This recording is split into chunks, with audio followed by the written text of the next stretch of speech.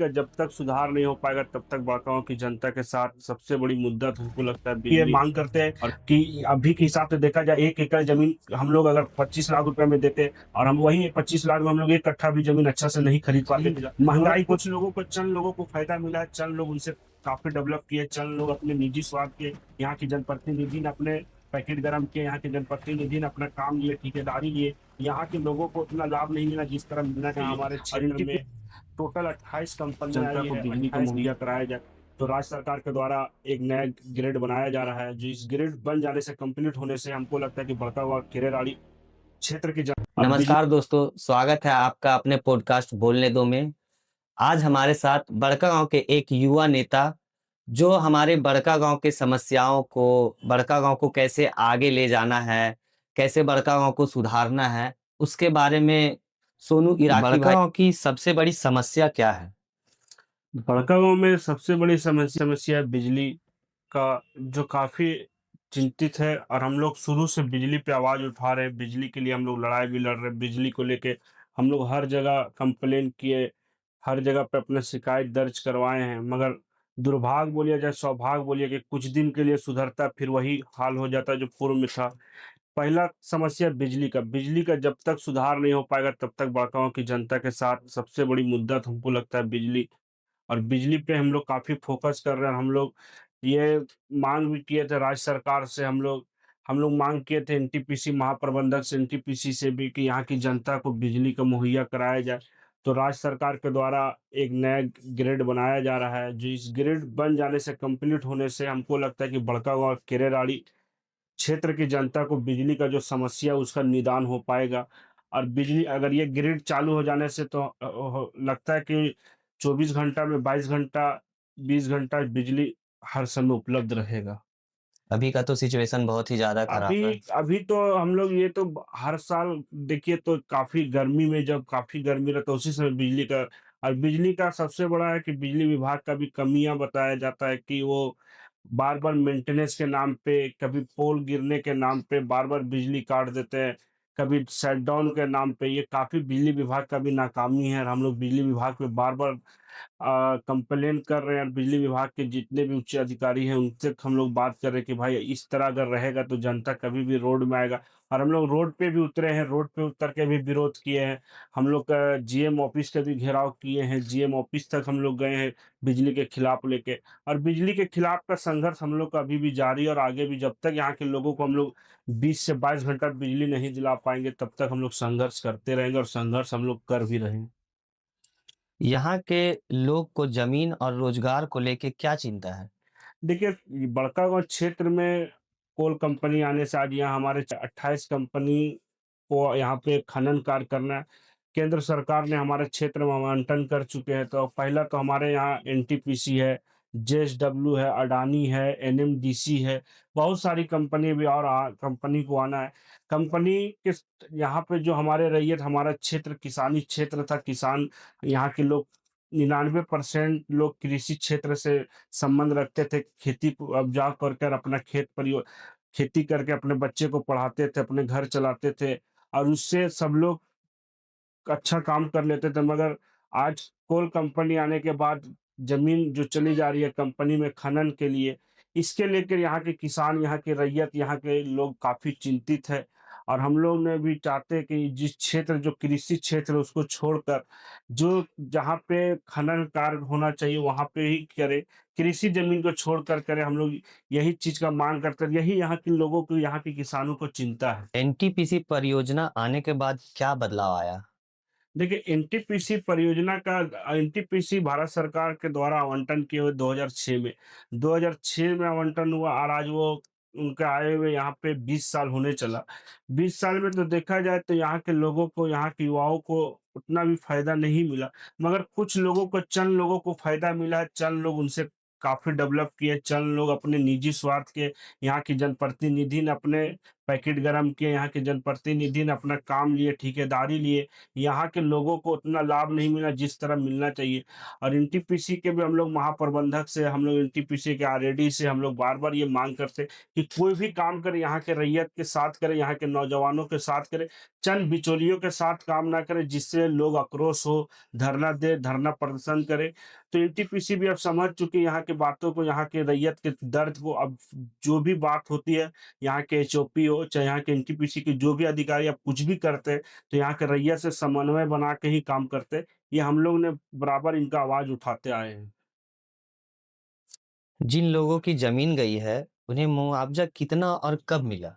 देखिए, मुआवज़ा की बात जो है, एनटीपीसी कंपनी हो चाहे एनएमडीसी हो या अदरवाइज़ जो भी कंपनी का मुआवज़ा की बात है, तो जो भी सरकार का, राज्य सरकार, केंद्र सरकार का जो कानून बनकर आया है, उस पर कोल कंपनी ने काम किया है। हमारे क्षेत्र में स्टार्टिंग यहाँ के रैयत को 12 लाख रुपए एकड़ से स्टार्ट करके अभी 25 लाख रुपए, 24 लाख रुपए मिला है।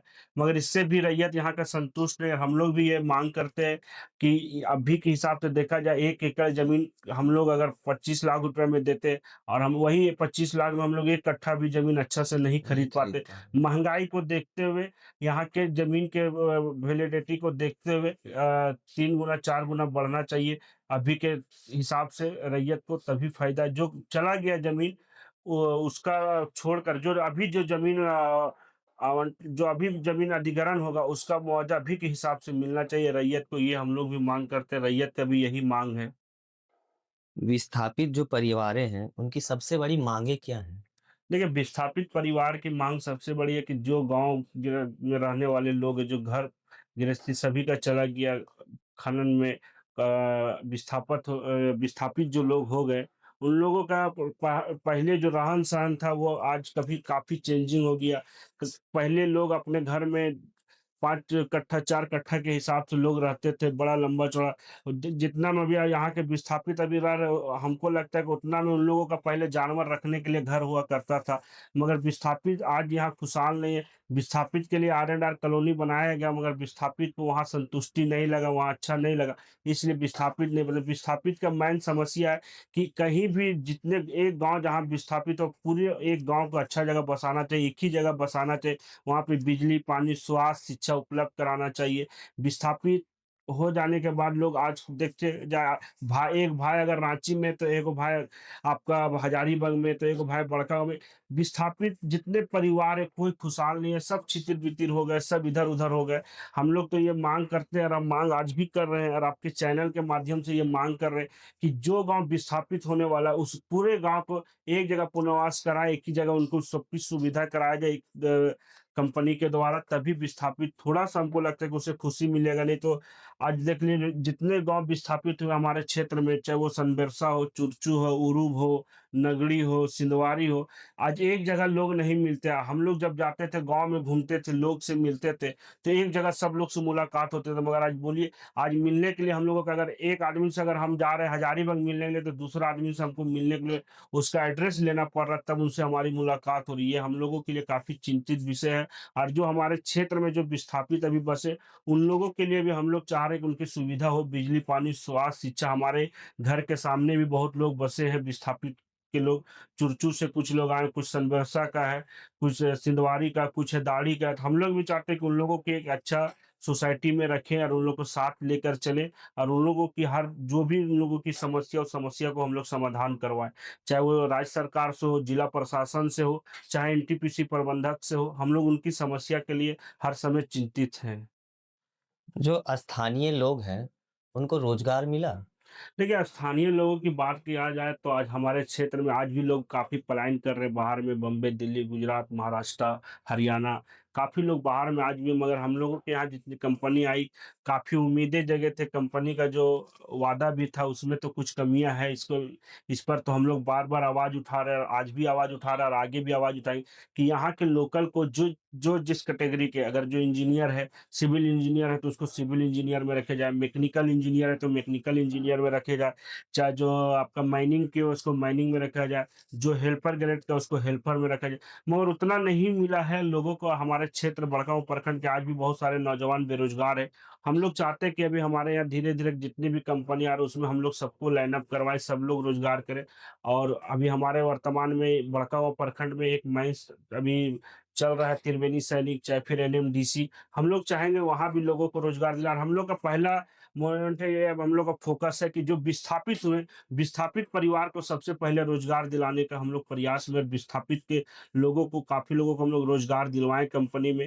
और आज भी हम लोग दिलवा रहे हैं। जो विस्थापित है पहले फ़ोकस हम लोग को उनके लिए कि वो पहले रोज़गार में जाए, और प्रभावित के लिए भी हम लोग रोज़गार के मुहैया कराने के लिए हम लोग तत्पर खड़ा है। कंपनी से हम लोग बार-बार वार्ता कर रहे हैं, कंपनी से हम लोग बात करते हैं कि भाई जो यहाँ के लोकल है, जो इस कैटेगरी का है, अगर आपको आपको हाई प्रोफ़ाइल का अगर नहीं मिल रहा है तो आप बाहर से ले आ सकते हैं। मगर जो अगर यहाँ पे है, जो चीज़ की आपको ज़रूरत अगर यहाँ पे उपलब्ध है, तो आप उसको उपयोग कीजिए, यहाँ के लोगों को रोज़गार दीजिए। जो जिस कैटेगरी का है उसको रोज़गार दीजिए। हम लोग ये बात कंपनी के साथ हर समय समन्वय बना रहे हैं और लोगों को हम लोग जोड़ना के काम कर रहे हैं। बड़कागाँव तो खेती के लिए बहुत प्रसिद्ध था, लेकिन जब से कंपनी आई हुई है, तो खेती ना होने से पर्यावरण में क्या चेंजेज़ आया? देखिए, पर्यावरण की बात करें तो आज हमारे क्षेत्र में पर्यावरण में काफ़ी प्रभाव आया। आज हम लोग पर्यावरण को लेके काफ़ी चिंतित भी हैं। हमारे क्षेत्र में बहुत ऐसे गाँव, बहुत ऐसे जंगल हैं जो माइनिंग आने से काफ़ी जंगलें कट गए, काफ़ी जो हरे-भरे पौधे थे वो भी कटे। पर्यावरण में भी प्रभाव आया, कैसे नहीं आया, बहुत आया। बहुत ऐसे घर जो विस्थापित होके जो अभी गए हैं, उन लोगों को भी रहने के लिए हम लोग जगह उपलब्ध करवा रहे हैं। उन लोगों की जो ज़मीनें हैं, उसके लिए भी हम लोग फ़ोकस कर पर्यावरण में तो बहुत सारा प्रभाव पड़ा है, मगर हम लोग पर्यावरण पे भी चिंतित है कि पर्यावरण को हर लोग अपने-अपने घर में चाहे जहाँ पे जगह मिले वहाँ पे एक पौधा लगाना चाहिए, जिससे पर्यावरण स्वस्थ मिले। और पर्यावरण को लेकर हम लोग काफ़ी चिंतित हैं। ग्रामीण और कंपनी के बीच विवाद क्यों बढ़ा? देखिए, ग्रामीण और कंपनी के बीच विवाद बढ़ने का एक ही कारण है कि ग्रामीणों की समस्या को सुना नहीं गया। चंद लोगों ने कंपनी के पास जो बात रखा उसी को कंपनी माना, ग्रामीण की बात नहीं सुना, रैयत की बात नहीं सुना। यहाँ की जो समस्या वो डायरेक्ट फेस टू फेस रैयत के साथ वार्ता नहीं हुआ, चंद लोगों के साथ हुई। इसीलिए ग्रामीण और कंपनी के बीच में दूरी बढ़ा कि ग्रामीण को लोग की बात नहीं सुना। चंद लोग जाकर ग्रामीणों का सौदा करने का काम किया, जो कंपनी भी नहीं समझ पाया। चंद लोगों के चलते आज ग्रामीण और कंपनी में दूरी अभी भी बना हुआ है। मगर हम लोग अभी चाहते हैं कि कंपनी और ग्रामीण कोई भी काम करे, एक साथ मिलकर समन्वय के साथ काम करें। यहाँ की ग्रामीण का सुना जाए, यहाँ की रैयत को सुना जाए। आज एनटीपीसी हो, चाहे कोई एनएमडीसी हो, चाहे अडानी हो, कोई भी कंपनी यहाँ पे काम करे, पहले ग्रामीण के साथ बैठ के वार्ता करे, ग्रामीण की बात सुने। ग्रामीण अगर सहमति देती है, ग्रामीण बोलती है कि इस का प्रोजेक्ट में आप काम करें, तभी वहाँ पे काम करें। यह नहीं कि चंद दलालों के कारण, चंद लोगों के कारण ये बात जो आपस कर कर ग्रामीण को इग्नोर करने का काम करें। प्रशासन की भूमिका पर लोग क्या सोचते हैं? देखिए, प्रशासन की भूमिका पे थोड़ा-सा नाराज़गी है ग्रामीण के बीच में, जनता के बीच में, रैयत के बीच में, कि प्रशासन जनता के लिए कभी थोड़ा-सा कमी कर देती है सहयोग करने में, चाहे कोई भी बात को लेके। तो प्रशासन और जनता के बीच में समन्वय बनना चाहिए। देखिए, विधि व्यवस्था के लिए प्रशासन तत्पर है, ये बात सही है, मगर ग्रामीणों की भी समस्या को सुनना चाहिए प्रशासन को, ग्रामीण के साथ मिल के उनको भी समन्वय बनाना चाहिए। और हम चाहेंगे कि हमारे हजारीबाग जिला प्रशासन के जितनी भी नए अभी तो बहुत ऐसे अधिकारी चेंज हो गए, अभी नए-नए अधिकारी आए, हमारे उपायुक्त भी नए आए हैं, हमारे पुलिस अधीक्षक भी नए आए हैं। बहुत सारे जो पुराने थे चेंज हो गए, हम चाहेंगे कि इन लोगों की उपस्थिति में, इन लोग के बीच में कोई भी काम हो, चाहे वो कोल कंपनी का हो, चाहे अदरवाइज़ कोई भी काम हो, तो ग्रामीण और प्रशासन के बीच का समन्वय बने और आपस में मिल के ही कोई काम हो। इससे जनता और किसान को एक भरोसा होता है, विश्वास होता है कि हमारे साथ कोई भी बात समन्वय के साथ हो रहा है, हमसे बैठ के बात हो रहा है, एक उम्मीद जगता है। बड़कागाँव के जो लोग हैं, वो लोग आपस में बातचीत करके सारा मैटर सॉल्व करवा सकते हैं क्या ऐसा? देखिए, बड़कागाँव की जनता अगर चाहें, अगर बड़कागाँव की जनता तमाम सभी समुदाय के लोग, सभी लोग अगर एक चटाई में आ जाएँ, एक साथ आ जाएँ, तो यहाँ की जितने भी समस्या है हमको लगता है कि वो समस्या समाधान हो सकता है, और ये समस्या कोई बहुत बड़ी समस्या नहीं है। मगर यहाँ पे लोगों को एक साथ आना पड़ेगा, ये नहीं कि आपस में ही किसी साइड करना होगा, आपस में ही लड़ना होगा, आपस में या छोटे-छोटे बात पे इग्नोर में ईगो में नहीं लेना है। यहाँ पे एक चटाई में होना है। अगर अपने अधिकार के लिए आज हम देखें, आज जिस देश में हम लोग रह रहे हैं, हमारे देश की आज़ादी में भी हमारे लोगों की काफ़ी मेहनत, काफ़ी संघर्ष रहा, काफ़ी लोग शहीद भी हुए। तो इसी तरह अपनी आज़ादी के लिए, अपने हक अधिकार के लिए एक चटाई में आना होगा और एक साथ मिलकर लड़ना होगा, एक साथ मिलकर अपनी बात को रखना होगा। कहीं भी अपनी बात एक साथ मिलकर रखना होगा, तभी उसकी वज़न होगी, मजबूती मिलेगी, तभी हम लोग कोई काम पर हासिल कर सकते हैं कि हम लोग की कोई भी बात पे हम लोग का समस्या का समाधान हो सकता है। बड़का गांव के पुराने समय और आज में क्या फर्क है? नहीं, बड़का गाँव पुराने समय हम लोग तो जब बच्चा रहा करते थे, तो उस समय हमारा क्षेत्र चारों तरफ हरा-भरा नज़र आता था और हमारे के एग्रीकल्चर क्षेत्र हम लोग आज भी बड़का गाँव के पूरे झारखंड में उपस्थित है। आज हम भी हमारे क्षेत्र के गुड़ और केतारी काफ़ी नामी, आज पूरे देश में जाना जाता है हमारा बड़का गाँव का। आज हमारे बड़का गाँव का नाम पूरे देश में जाना जाता है, इसलिए कि आज हमारे क्षेत्र का गुड़ बहुत प्रसिद्ध है और बड़का गाँव का गुड़ हर लोग खाते हैं। जितने भी लोग आते हैं बाहर के, जितने बाहर में टूरिस्ट आता है, अगर एक बार पता चल जाता है बड़का गाँव का गुड़, तो उससे बहुत नामी। थोड़ा-सा तो कमियाँ हुई है, कुछ नए चेंजिंग भी अभी के जो नए जनरेशन है, उन लोग में भी काफ़ी चेंजिंग हुई और शुरू से ये कृषि क्षेत्र रहा था, अब ये धीरे-धीरे हमारा क्षेत्र बदल रहा है कोल फील्ड की ओर, तो कोल फील्ड का तो ये थोड़ा बदलाव देखने को मिला है। सड़क, पानी, स्वास्थ्य और शिक्षा में क्या स्थिति है? देखिए, सड़क की बात करें तो सड़क अभी तो बड़का गाँव के देखा जाए तो ग्रामीण क्षेत्र में कहीं-कहीं थोड़ी कमियाँ हैं, मगर टाउन की बात करें तो टाउन में सड़क अभी बढ़िया है। बड़का गाँव का सबसे बड़ी समस्या हम पहले भी बोले और अभी भी बता रहे, बड़का गाँव का पहला समस्या है बिजली। बिजली अगर सुधर जाएगा तो हमको लगता है कि यहाँ के लोगों को एक बड़ी उपलब्धि मिलेगी, एक बहुत बड़ी हासिल हुई। आज भी हमारे बच्चे पढ़ने में काफ़ी प्रभावित हो रहे, आज भी बहुत ऐसे काम नहीं हो पा रहे बिजली के कारण। अब देख लीजिए 2 घंटा बिजली भी अच्छा से नहीं रह पाता है। बहुत ऐसे काम हैं जो बिजली के कारण प्रभावित, आज देखा जाए तो बहुत लोग बिजली से तंग आकर सोलर प्लेट का उपयोग कर रहे हैं, अपने-अपने घर में, अपने-अपने छत में सोलर प्लेट लगा ले रहे हैं। बिजली विभाग पे थोड़ा-सा भी भरोसा नहीं है कि सही से बिजली यहाँ के लोगों को दे। ये बिजली का समस्या सिर्फ़ बड़का गाँव और केरेडाड़ी में नहीं, ये पूरे हजारीबाग जिला में ये समस्या है। ये समस्या का अगर समाधान नहीं होता है, तो जनता काफ़ी आक्रोश है और जनता उम, मेन फ़ोकस करती है कि बिजली पे सुधार हो। बिजली के सुधार के लिए बार-बार जनता आवाज़ उठा रही है और आगे भी उठाएगी और हम लोग भी आवाज़ उठा रहे हैं। गांव छोड़ने की मजबूरी किन लोगों को है?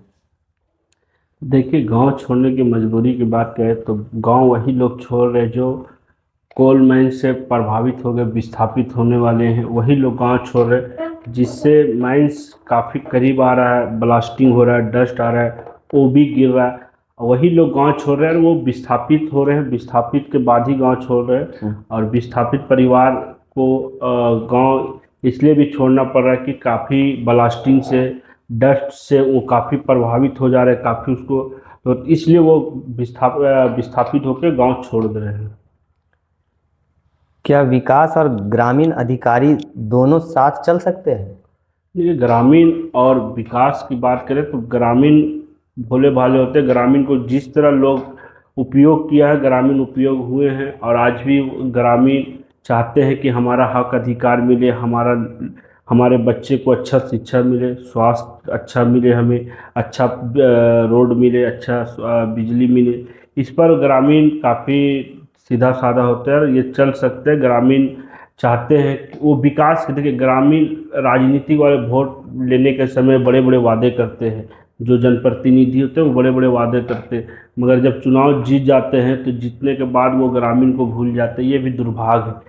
ग्रामीण भरोसा करके, विश्वास करके अपना जनप्रतिनिधि चुनता है कि हमारा वो विकास करे, हमारी समस्या को समाधान करे, मगर अभी के समय में जो जनप्रतिनिधि बनते हैं, जो भी जनप्रतिनिधि बनते हैं, वो जनहित के लिए नहीं सोचते, वो अपने निजी के लिए सोचते हैं। इससे भी जनता आज दुखित है, जनता आज काफ़ी डरे हुए महसूस करते हैं कि जनता को जो हक अधिकार मिलना चाहिए वो नहीं मिल पाता। इसके लिए हम लोग भी काफ़ी चिंतित रहते हैं। हम लोग जनहित से जुड़े हुए हैं और हम लोग जनहित के लिए लड़ते हैं और हम लोग चाहते हैं कि हम लोग भी एक गरीब किसान मजदूर का बेटा है और हम लोग नीचे से आए हुए हैं, हम लोग हर गरीब का दर्द समझते हैं, हर गरीब के हक के लिए लड़ते हैं, और हर गरीब के लिए हम लोग संघर्ष कर रहे हैं और आगे भी संघर्ष करेंगे। और हम लोग चाहते हैं कि यहाँ की जो भी समस्या हो वो हम लोग जिला प्रशासन हो, स्थानीय प्रशासन हो, उनके तक ये बात पहुँचाने का काम हम लोग हर समय करते हैं और आगे भी करेंगे। बड़कागांव के जो विधायक हैं, एमपी हैं और जो झारखंड सरकार है, उनसे बड़कागांव के लोगों को क्या सपोर्ट मिलता है? देखिए, अभी तो हम किसी पे टिप्पणी नहीं करना चाहते, मगर यहाँ के स्थानीय जनप्रतिनिधि के बारे में हम पूर्व में बोला, अभी भी बता रहे हैं, यहाँ के जो एमपी एमएलए जो भी है, यहाँ के लोगों के लिए हमको तो नहीं लगता कि अभी भी कहीं कोई विकास दिख रहा है। हमारे एमपी साहब अगर चाहें, जितने उनके पास फंड होता है, और हमारे एमपी भी, उनके जन्मभूमि भी यहीं पे है। आज भले वो हजारीबाग में रहते हैं, जो आज हमारे यहाँ के सांसद है, उनकी जन्मभूमि हमारी क्षेत्र का जुगरा का है, चेपा पंचायत का है। और आज बड़कागांव प्रखंड को चाहे तो वो समझिए कि वो गोद में ले सकते हैं। और आज हम लोग दुर्भाग्य बोलिए कि आज हमारे बड़कागांव में अगर पुस्तकालय बनकर रेडी है, सब कुछ तैयारी हो गया, मगर वहाँ पे आज तक हमको लगता है कि बने हुए आज उनका 6 महीना होने चला। हम लोग बार बार डीसी साहब के पास, डीडीसी साहब के पास हम लोग आवाज़ उठा रहे और बोल रहे, आज तक वहाँ पे एक बुक उपलब्ध नहीं हो पाया। तो वो पुस्तकालय बनने ना बनने से यहाँ के लोगों को क्या फ़ायदा हुआ, ये भी एक चिंता का विषय है। युवाओं का भविष्य कैसा है बड़कागांव में? देखिए, आज के युवाओं में हम लोग तो कहेंगे काफ़ी हम लोग चिंतित भी। आज के युवा हमारे काफ़ी, खास करके हमारे क्षेत्र के युवा नौजवान काफ़ी नशा पदार्थ में डूबे हुए हैं। उनको हम लोग काफ़ी बचाने का कोशिश कर रहे हैं। अभी के युवा आगे के भविष्य नहीं देख रहे हैं, चंद समय के लिए वो अपने नशा में डूबे हुए हैं। ये चीज़ काफ़ी चिंतित है, और हम हर गार्जियन से हम लोग अपील भी करते हैं और हर गार्जियन को समझाने की भी कोशिश करते हैं कि अपने बच्चे को बचाए, गलत कामों से बचाए। अभी के युवा 100 में हमको लगता है कि हमारा क्षेत्र के 70% लोग नशा में डूबे हुए, नशा में काफ़ी ज़्यादा समय दे रहे हैं। इससे बचने की ज़रूरत है, इससे बचाने की ज़रूरत है। हम लोग प्रशासन से भी हम लोग बार बार अपील करते हैं कि इस पर आप कड़ा एक्शन ले, और प्रशासन इस पर कड़ा एक्शन भी लेते। अगर चाहे वो कोई चीज़ का भी नशा कर रहे हैं, बड़ा नशा कर रहे हैं, अभी हमारे खास करके ब्राउन शुगर का जो नशा है वो काफ़ी चिंतित नशा है। उनके पीने से हमको लगता है कि वो हमारे काफ़ी युवा का भविष्य बर्बाद हो रहा है। काफ़ी युवा उसमें, काफ़ी लोग मरने के संभावना में है, मरने के कगार पे आ गए। इससे बचने आने की ज़रूरत है और उनको खुद बचने की भी ज़रूरत है। ये सब नशे हैं, ये तो बहुत महंगे, कॉस्टली आते होंगे, तो आजकल के युवा तो उतना तो पैसा नहीं कमाते होंगे जो वो एफर्ट कर पाए। देखिए, पैसा अभी हमारे क्षेत्र में देखा जाए तो कोल कंपनी से भी पैसा मिला, विस्थापित का पैसा मिला। बहुत ऐसे लोग हैं जो अपने घर का सामान को लेकर बाजार में सेल कर दे रहे, उसका पैसा से वो पी रहे। ये नशा इतना गलत नशा है कि इसको पीने वाले जितने लोग हैं, वो पीते पीते में वो आगे के दुनिया, आगे के लिए, अपने घर परिवार के लिए नहीं सोचते। आज हमारे क्षेत्र में चोरी का जो आज इतना बढ़ रहा है, काहे बढ़ रहा है, इसी कारण बढ़ रहा है कि जो महंगा नशा हो रहा है, इससे चोरी का भी संभावना है। क्षेत्र में काफ़ी लोगों के घर से सामान्य चोरी हो रहे।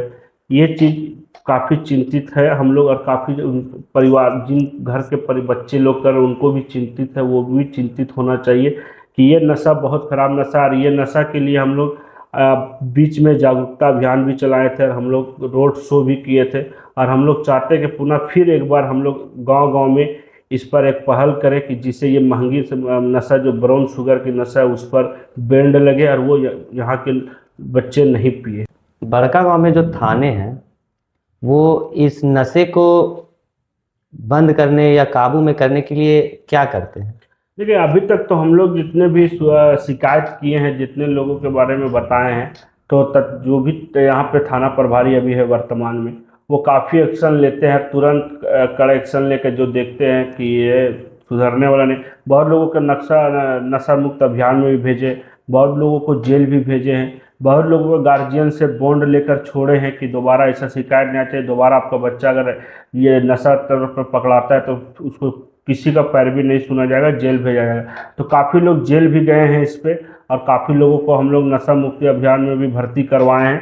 जो आज भी बहुत ऐसे लड़का अभी भी नशा मुक्ति अभियान में है, जो वहाँ पे 3 महीना की 6 महीना का एक कोर्स होता है, उससे वो गारंटी लेता है कि ये इतने दिन कोर्स के बाद वो पुनः नशा छोड़ देगा, फिर दोबारा वो कोई चीज़ का नशा नहीं करेगा। इस पे भी हम लोगों का पहल है। आंदोलन करना जरूरी क्यों पड़ती है हमारी जनता को? देखिए, आंदोलन तो हमारे क्षेत्र में आज से नहीं, हमारे यहाँ आंदोलन तो 2007 से हो रहा है। 2007 से आंदोलन स्टार्ट हुआ है, 6-7 से आंदोलन स्टार्ट हुआ है। यहाँ के लोगों का आंदोलन इसलिए करना पड़ा कि यहाँ की जो भी मूलभूत समस्या हो, जो भी मूलभूत सुविधा मिलना चाहिए, यहाँ की जनता को नहीं मिल पाया। इसके लिए यहाँ पे लोग आंदोलन किए अपने हक अधिकार के लिए। और जितने भी आंदोलन हुए, अपने यहाँ की जन्मभूमि के लिए आंदोलन हुए, यहाँ के अधिकार के लिए आंदोलन हुए, यहाँ के युवाओं के रोजगार के लिए आंदोलन हुए। इसलिए यहाँ के लोग आंदोलन कर कर अपना अधिकार लेना चाहिए। आंदोलन तो हमारे गांधी जी भी किए थे। हाँ, आंदोलन में हमारे इस देश का या इस राज्य का बिरसा मुंडा भी किए थे, शेख भिखारी किए थे। तो आंदोलन से करने से ही अधिकार मिलता है। इसलिए हमारे क्षेत्र के भी जनता लोग आंदोलन करके अपना अधिकार लेने का काम किए हैं। महिलाओं पर इन समस्याओं पे क्या असर पड़ा? देखिए, हमारी इस क्षेत्र की महिला काफ़ी एक्टिव है। हमारी बहन लोग आंदोलन में भी भाग लेती है। आज देखा जाए तो नारी शक्ति का एक रूप है हमारे इस क्षेत्र के लोग। हमारी बहनें, हमारी माँ काफ़ी एक्टिव रहती है। यहाँ की अपने हक अधिकार के लिए, अपनी जल जंगल ज़मीन को बचाने के लिए भी बहुत आगे आती है और आज भी लड़ रही है। आज हमारे क्षेत्र के हर माँ बहन अपने अधिकार के लिए, अपने बच्चे के भविष्य के लिए, अपने भविष्य के लिए आंदोलन कर रही है। हर मोमेंट में आज देखा जाए तो आज भी इस क्षेत्र से हमारी काफ़ी बहन, काफ़ी हमारी माँ सम्मान जनप्रतिनिधि भी बने हैं। और आने वाला समय भी हमको लगता है कि यहाँ पे महिलाओं को भागीदारी मिलेगी। महिला आज हमारे देखा जाए तो बहुत सारी हमारी महिला आज भी एक्टिव है, जो गांव समाज में अच्छा पकड़ रखती है, गांव समाज की हर समस्या को समाधान करती है। तो महिलाएं यहाँ के काफ़ी एक्टिव है और हमारे क्षेत्र समझे नारी शक्ति का एक रूप है हमारे क्षेत्र की महिलाओं को पे। सरकार से आपकी क्या मुख्य अपील है? देखिए, सरकार से हमारी मुख्य अपील यही है कि बड़का गांव एक ऐसी जगह है, हमारे बड़का गांव हजारीबाग जिला का, कि जो यहाँ पे देखा जाए तो किसानी क्षेत्र, किसान यहाँ के लोग सबसे ज़्यादा रहते हैं। यहाँ की किसानों की हर समस्या का समाधान हो। और हम लोग राज्य सरकार से भी अपील की कि हमारे क्षेत्र में कोल्ड स्टोर हो। और जो कृषि क्षेत्र भूमि है, जहाँ पे कृषि का उत्पादन होता है, कृषि के लिए जो जमीन है, उसको छोड़ के ही यहाँ पे कोल कंपनी खनन करे। जो भी कंपनी का आवंटन होता है, चाहे केंद्र सरकार चाहे राज्य सरकार, अगर समन्वय जो बनाते हैं, वो कृषि भूमि छोड़ के आप दूसरे भूमि पे कोल खनन करें। इससे यहाँ के किसानों को कोई तकलीफ नहीं है। सिर्फ कृषि भूमि को छोड़ दे। कृषि भूमि अगर वो कोल माइंस में चल जाता है तो आने वाला समय में हम लोग के यहाँ कोई एक किसान है, हम लोग जिस तरह यहाँ से बाहर सब्जी जा रहे हैं, आने वाला समय हम लोग को बाहर से सब्जी आएंगे यहाँ पे बिकने के लिए, तब हम लोग खा पाएंगे। आज देख लीजिए, जिस तरह चाहे वो धनबाद हो, चाहे खलारी हो, आपका पिपरवार हो, ये सब एरिया में आज पूरी तरह से कोल कंपनी का खनन हो चुका है। पूरे माइंस पर वो है, तो वहाँ के लोग आज खेती नहीं कर पाते हैं। तो उस तरह बड़का गांव में नहीं हो, इसके लिए कृषि भूमि को छोड़कर ही खनन कार्य किया जाए। आने वाले 5 साल में आप बड़का गांव को कहाँ देखना चाहते हैं? देखिए, आने वाले 5 साल में तो हमको लगता है कि काफी जितनी कंपनी आवंटन हुई, सभी कंपनी का आगमन हो जाएगा। और हमको लगता है कि जिस तरह हम लोग मैप चैट में देखे हैं कि आपके चंदवा नगर मंदिर से लेके आपका पतरा रामगढ़ तक पूरी तरह से हम लोग देखा जाए तो मैंसिप मैंस नजर आएगा। जितना हरा भरा देख रहे, जितना घर देख रहे, आने वाला समय में कहीं ना कहीं कोई ना कोई प्रोजेक्ट में हम लोग सब विस्थापित होंगे। और हम लोग यहाँ से एक न एक दिन छोड़ के सबको जाना होगा। जिस तरह केंद्र सरकार ने हमारे क्षेत्र पे जिस तरह कोल कंपनियों का आवंटन कर दिया है, हर कंपनी का नज़र निगाह हमारे क्षेत्र में है। यहाँ पे बताएं 28 कंपनी आने वाली है।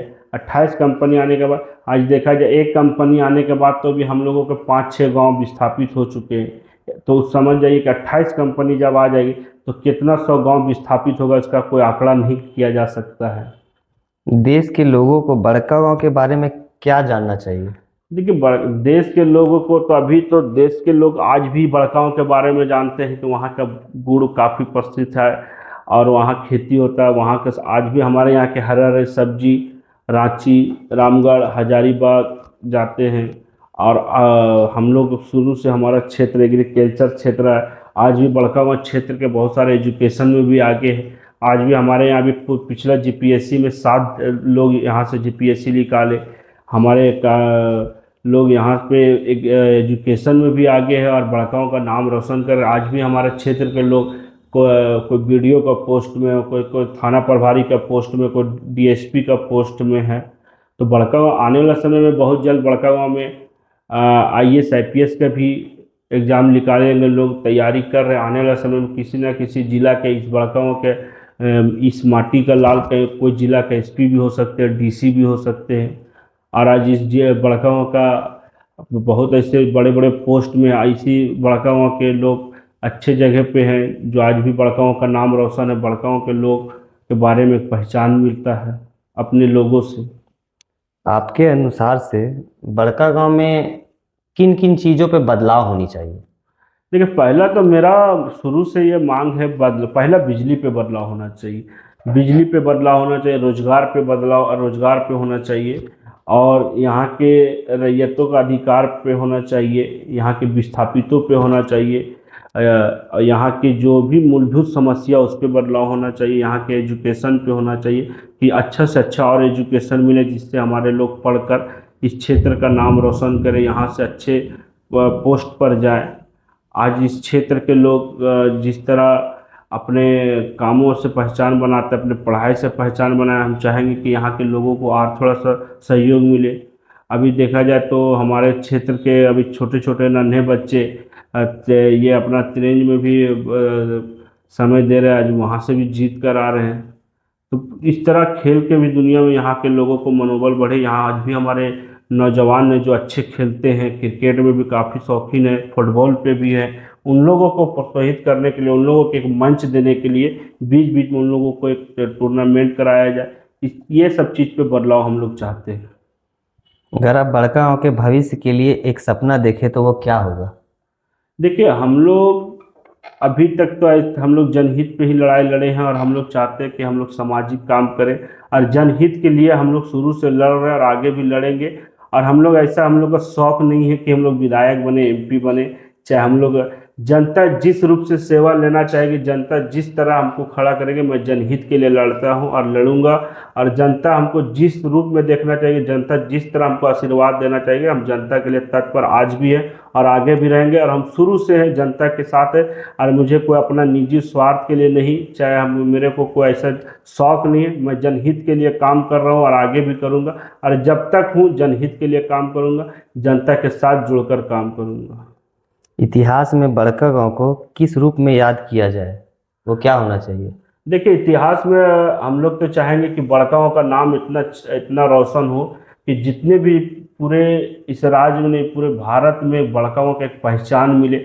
और पहचान ऐसा मिले कि लोग जाने कि बड़कागांव भी एक ऐसा जगह, वहाँ के लोग ऐसे हैं जो वहाँ पे एक अच्छा कुछ हो सकता है, अच्छा एक जगह हो।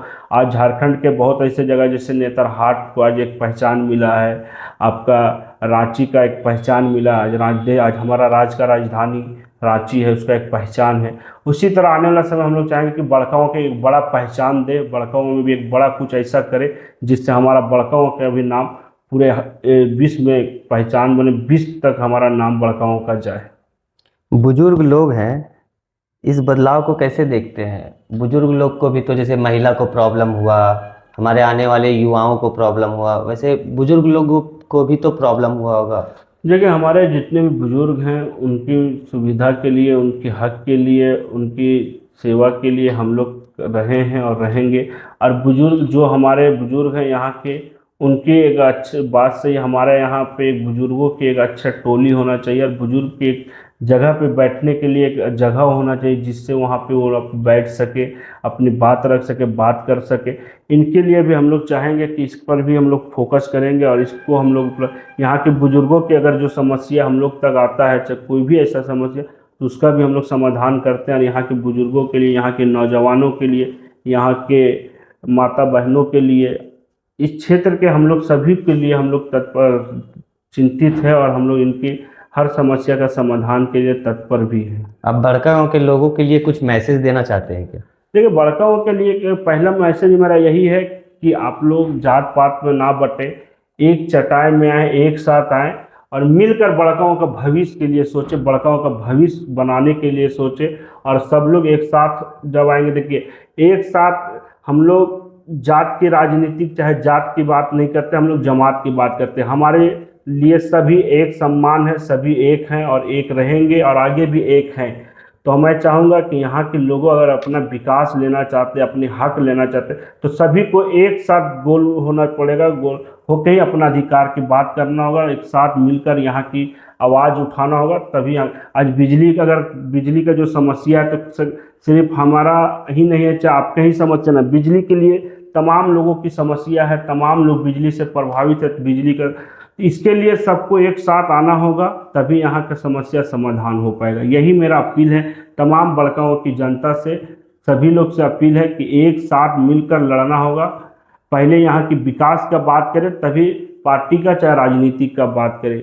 बड़कागांव को हम लोग एक अच्छा बनाना चाहते हैं, बड़कागांव एक सुंदर बने और बड़कागांव की पहचान पूरे विश्व में जाए, ये हम लोग शुरू से चिंतित है। और ये हमारा अपना व्यक्तिगत भी अरमान है कि बड़कागांव के लिए मैं कुछ ऐसा करे कि जो आने वाले हमारे पीढ़ी हो वो भी नाम ले कि बड़कागांव में कुछ अच्छा हुआ है। धन्यवाद दोस्तों। अगर ये वीडियो आपको अच्छा लगा होगा तो लाइक शेयर सब्सक्राइब जरूर करें।